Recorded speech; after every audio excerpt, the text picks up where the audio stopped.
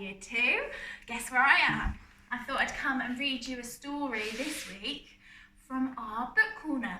And I have got The Tale of a Naughty Little Rabbit to read to you. So, who wrote this story?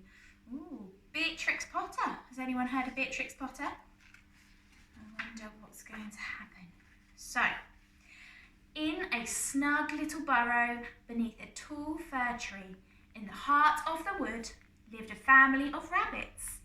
There was Mrs. Rabbit and her 3 little rabbits, Flopsy, Mopsy and Cottontail, who were all good as gold.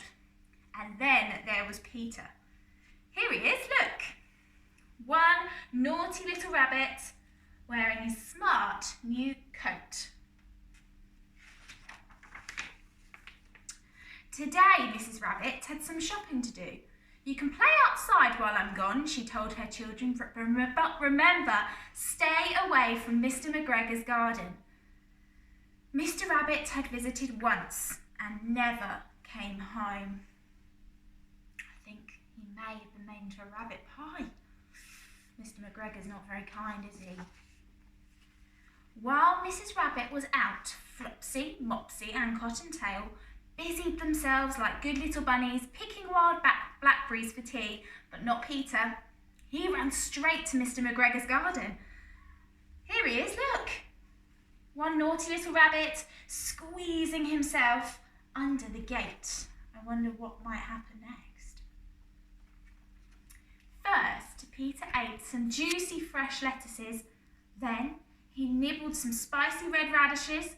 Then he gobbled some crunchy green beans. Soon Peter's tummy began to feel a bit funny. He looked around for some parsley, but instead he found. Now, I was going to carry on the story, but I found someone here who wants to read it to you. So, I will swap over for you. Ta-da! It's me. Hi, Year 2. I've missed you all so much. I can't wait to read a bit more story to you. He found Mr. McGregor.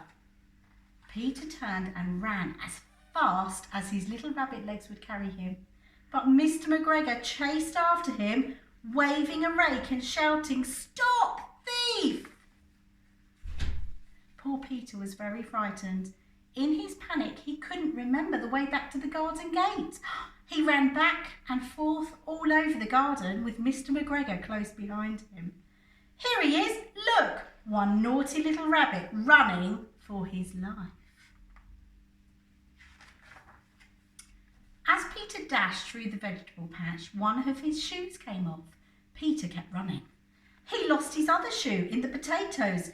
Without his shoes, Peter ran even faster, straight into the net around the gooseberry bushes.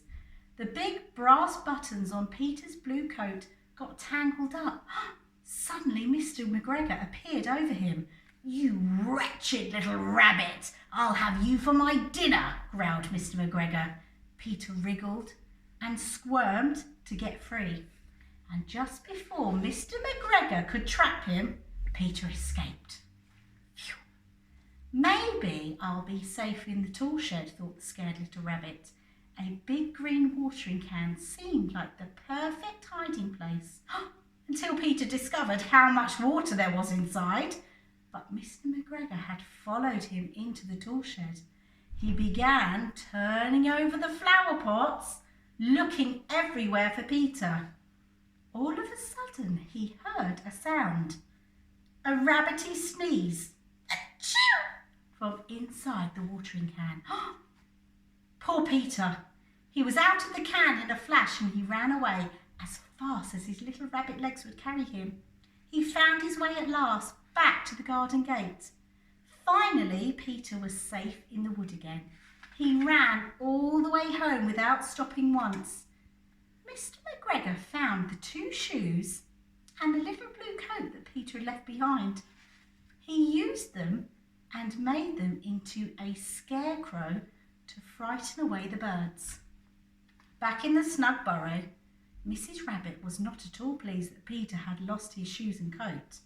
That evening, Flopsy, Mopsy and Cottontail had a delicious feast of bread and milk and freshly picked blackberries. And Peter, well, Mrs. Rabbit put him straight to bed without any supper, just a cup of chamomile tea to settle his poor aching tummy. One naughty little rabbit feeling rather sorry for himself. Do you feel sorry for Peter too? And there you go. We'll see you later.